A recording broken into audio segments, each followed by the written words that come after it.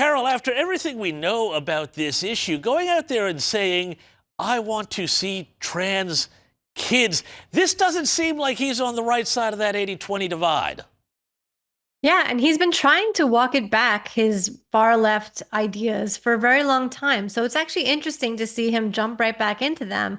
If you recall, the first episode of his podcast was with Charlie Kirk, and he said to Charlie that he largely agreed with Charlie on the trans issue, especially where sports are concerned, that it's not fair and all the rest of it. And he seemed like he was heading back from the edge of the cliff that the Democrats had found themselves on. But now he's leaning right back into it. He realized he has a primary he has to win first before he can go on to the general. And he's decided that he's going to go back to the safe far left positions that he feels needs to have in order to win that. Hey, Karol, that's a really interesting point you make there about the primaries. Is this an indicator that the Democrat Party has now shifted so permanently so far to the left that to win that nomination, you have got to take some pretty extreme positions before you can even start to talk about tacking back to the center and presenting a more moderate view of Democrat politics, that old school vision of Democrat politics that was probably more pro-American and pro-normal middle class, start to take that against Donald Trump?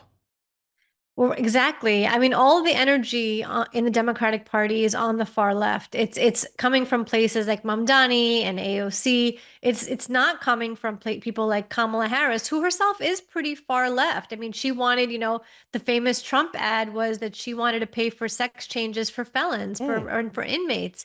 That's pretty far left on its own, but she's the moderate compared to the Mamdanis and the AOCs.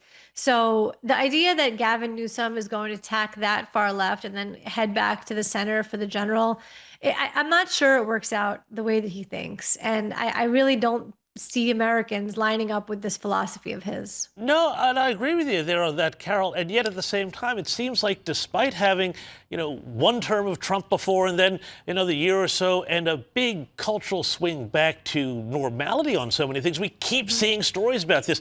To stay around this topic, I saw a story today where a child had been withdrawn from their school in Washington State after a teacher who identified as non-binary formally requested not to have that child in their class because of their parents' political beliefs. Does this mean that a conservative teacher could say, hey, I don't want that libs kid in my classroom? Talk me through this. Yeah, my kids are in big trouble, I'm sure, if that's the norm that we're going to be going for here. Yeah, it's crazy. It's a crazy thing to do. And that's where the Democratic Party is. They are in a crazy, crazy place. Now, does that mean that they can never win ever again? Of course not. And you could see it in the different races that we've had in America in the last few months.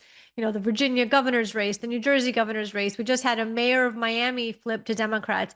The Democrats are energized to come out and vote in a way that Republicans just aren't. So even with their crazy ideas and all of that, Democrats do have a chance. So I don't think that it's smart for Republicans to dismiss it like, oh, nobody's ever going to vote for these lunatics.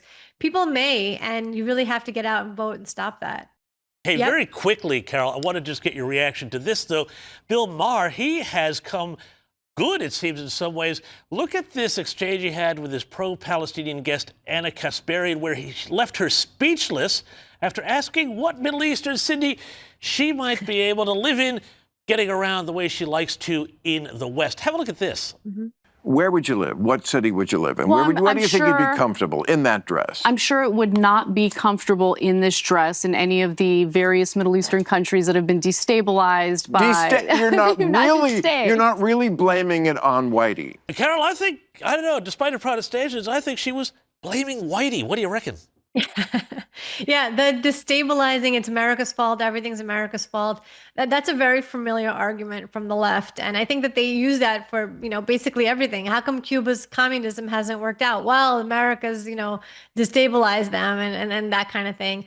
It's a very just typical old argument. He got her. He absolutely got her. He lured her into the trap and she was stuck in it because she knows that the only place that she could go and wear that dress cities in Israel. And that's really what that was all about. Scott Jennings of CNN did a similar thing in a panel recently where somebody was complaining about, the Islamic republics in the Middle East. And he got them to admit that Israel was the only place where you could have free speech and you could be yourself in the Middle East. So I love to see this. These people need to be called on their ridiculous opinions. And, I think Bill Maher did a great job. I agree 100%. You love to see it. Karol Markowicz, thanks so much for joining me. And everybody, check out the James. Karol Markowicz Show.